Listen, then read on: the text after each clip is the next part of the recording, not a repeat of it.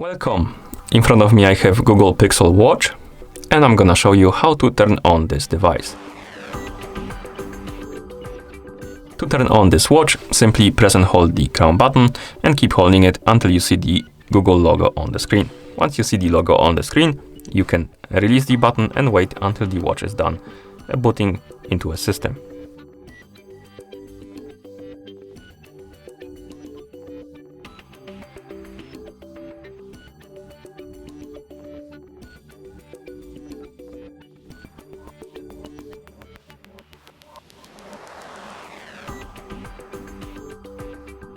And as you can see, the watch turned on.